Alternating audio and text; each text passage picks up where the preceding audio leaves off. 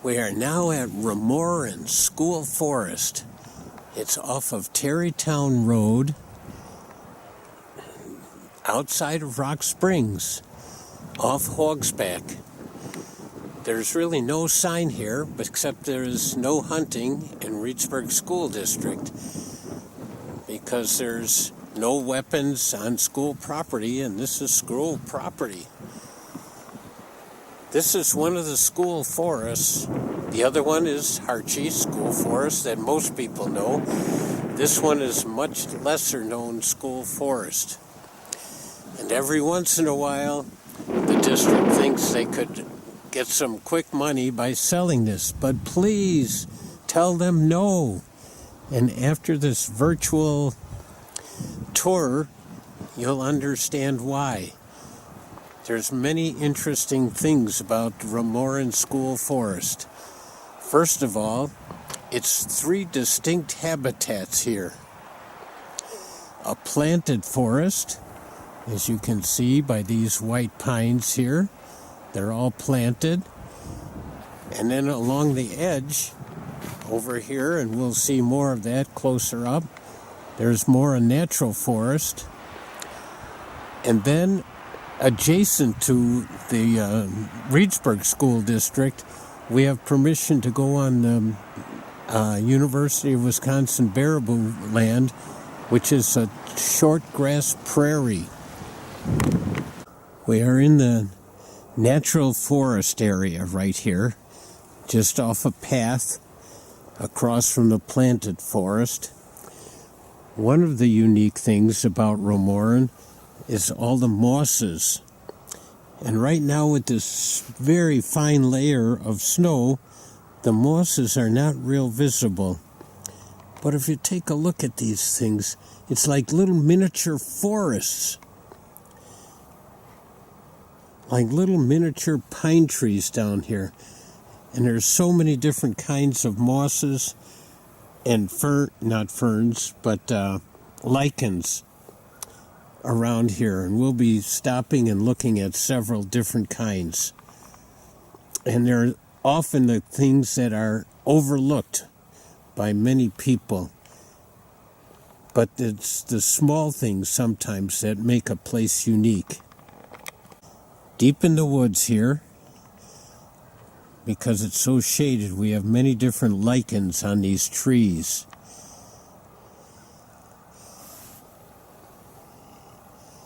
Here's another tree. The lichens are pretty thick near the bottom. And this one over here has some real unique ones, little cup-like lichens growing on the tree. Oh, and they're just so unique and so small and so overlooked. And up further on the tree is another kind of lichen. Boy, I hope you're starting to liken these lichens. Okay, we're in a whole grouping of a special kind of lichen right here. And I don't know what you call a group of lichens. There must be a name for a whole group of lichens like there are for groups of animals. This lichen is called reindeer lichen. And right now, I'm going to show you here, if I can find my hand. I'm going to be touching it. And it's kind of springy and squishy and spongy and relatively soft, a little prickly. But when the weather is dry, the lichens dry and become very fragile too. And I bet you can guess why it's called reindeer lichen. Because it's a food for deer during the winter time. And up north it grows even in bigger patches. But in Romoren School Forest and right next to us here, there's quite a bit of it. So in weather like this, as I say, when it's wet, it doesn't really hurt it to step on it. But in the dry weather, it would crumble up. Actually, sometimes people who are railroad enthusiasts and have model railroads will take this lichen and put it in their railroad displays as little bushes. I'm certainly not encouraging taking it away from here, just letting you know that that kind of thing happens. Here we have a couple sticks on the ground, and we're looking at lichens. The little red dots here. These are one of my favorite lichens. They're called matchstick or British soldier lichens. Let's see if I can get in close here. Oh, there's some. Yeah. Matchstick or British soldier lichens. And they're on stumps, they're on sticks, and they're all over around here at Romoren. A combination between an algae and a fungus working together. Let's see here. Oh, there they are. Matchstick lichen or British soldier lichens. And then some little cups there too.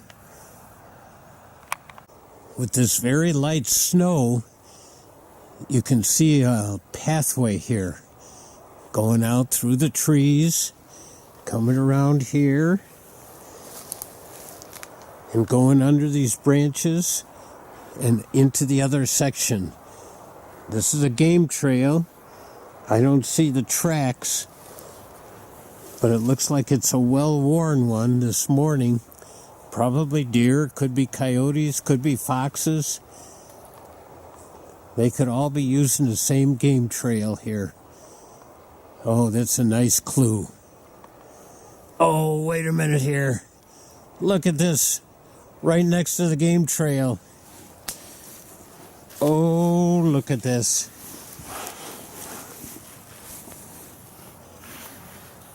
Oh, this is an old one. It's got mosses growing on it. It's a leg bone. Yep. Probably a deer. It's pretty big. Oh, what a great find. Right next to the game trail. I came across this old tree that's been downed, but look at it. It is just covered with green mosses and lichens. Their job is to break this stuff down into earth again.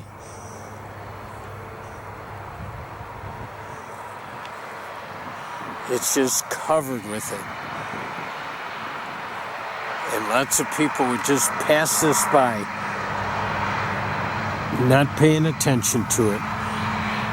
Oh, here's more.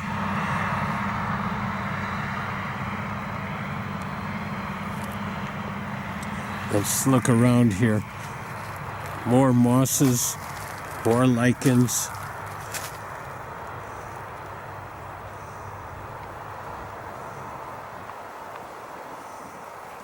Some of you might want to become lichenologists or mossologists, studying mosses, studying lichens. Here's an old stump just covered with lichens and mosses. All right, we're at the edge of the natural forest and the shortgrass prairie. And this clue here, actually two clues, might be hard to notice. But first of all, we've got scat, deer scat. And it looks healthy. It's all in little clumps around like little raisins, so that looks pretty healthy. But then, and this is the hard part for you to see, this is a matted down little area right here. And without the snow, it's hard to tell. But since it's matted down, and as I said, it's hard for you to see, I'm pretty sure this is a deer bed here. So last night, the deer was sleeping here. Nice and comfy as the wind was blowing and as the snow was coming down. On the edge of the shortgrass prairie, under the tree here. A little deer bed. And over here we've got more mosses. And we're moving out here. Out here we've got the shortgrass prairie. And what it looks like maybe the students at Baraboo University here have been cutting down the trees, because trees don't belong on a prairie. It changes the habitat then. Only certain animals live on the prairie, and if the trees start growing and taking over, then they don't thrive there. It's not a prairie anymore. And a prairie is it's like it's an endangered habitat, because things are creeping up and growing on it. So I'm thinking that's what these students have been doing. We're looking out at the shortgrass prairie. Some of the things right here are prairie clover. There's lots of little blue stem out around here. All over is little blue stem. That's a great shortgrass prairie. But there are some oak trees and some spruces growing up. And like I just said, I think those are probably being cut down to preserve the prairie habitat. It's also very windy out here, so I'm not going to spend much more time out here. I'm going back in the woods where the wind is sheltered. Up until now, the scat we have seen in these videos has been deer scat. I think that's the only one we've seen, but here we've got something much different, but it's scat yet, and I'm pretty sure it's not dog scat, because if we look closely in here, we can see hair, and it's got a little different shape than dogs, at least than a dog that's been eating dog food. And the size of it would indicate that it's a pretty good sized animal. So I'm guessing either a coyote or maybe a really big raccoon, but I'm guessing coyote. Another clue, it's on a trail here, and it almost looks like a vehicle trail, but it could be a game trail here too. The one side is worn more than the other side, but it looks like a vehicle might come through here also. Up here it looks like a single trail, so I'm guessing it is a game trail.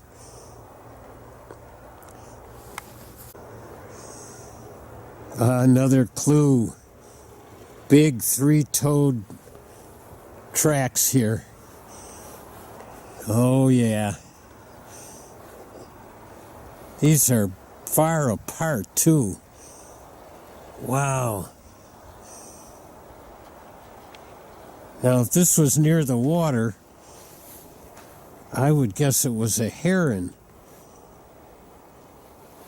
And it looks too far apart to be a turkey here.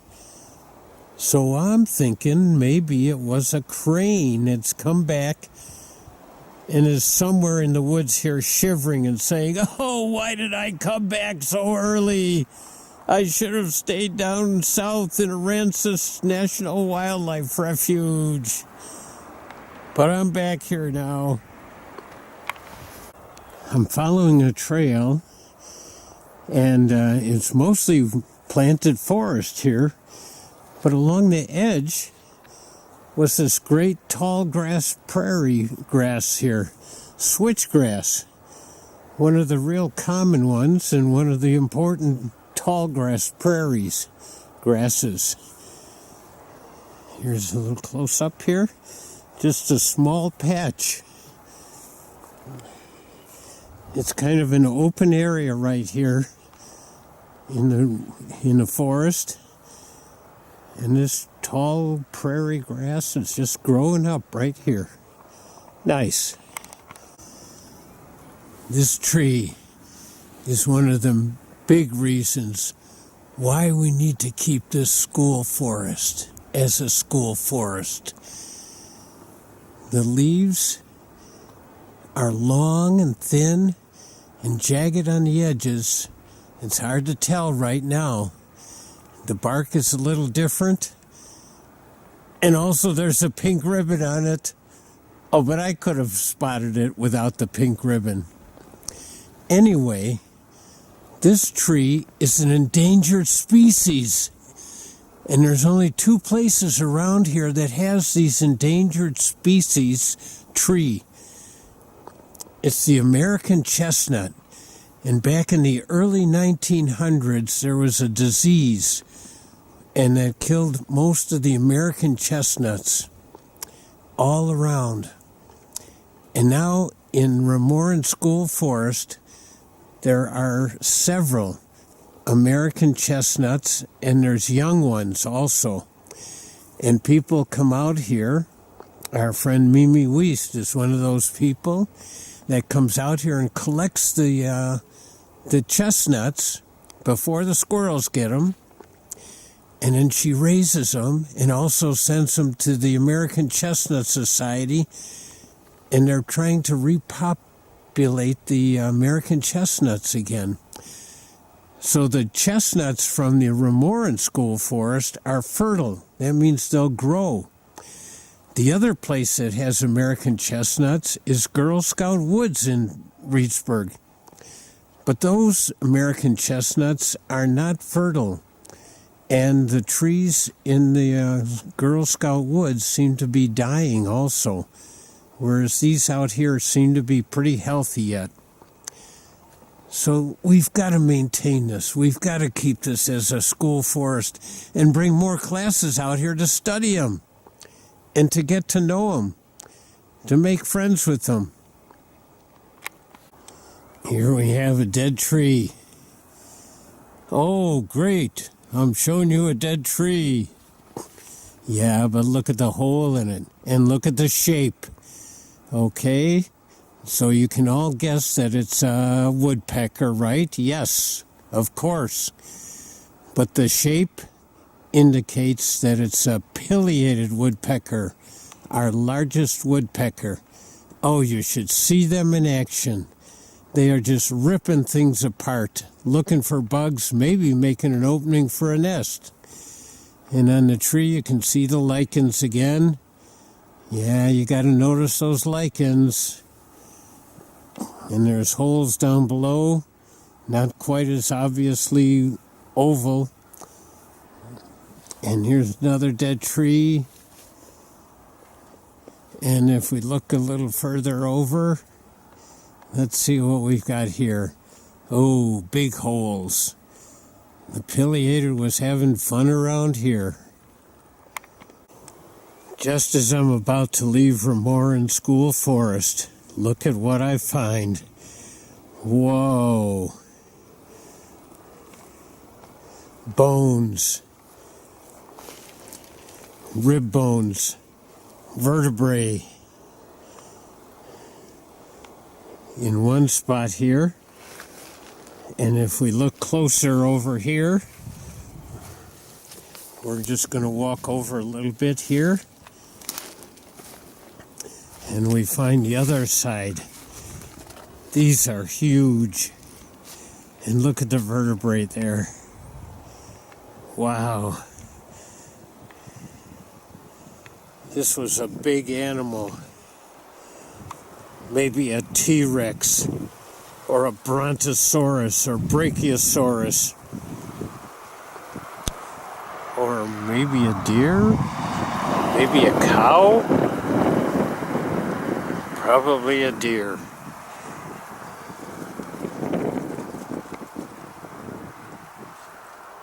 Leaving Romoren School Forest now. What a great place.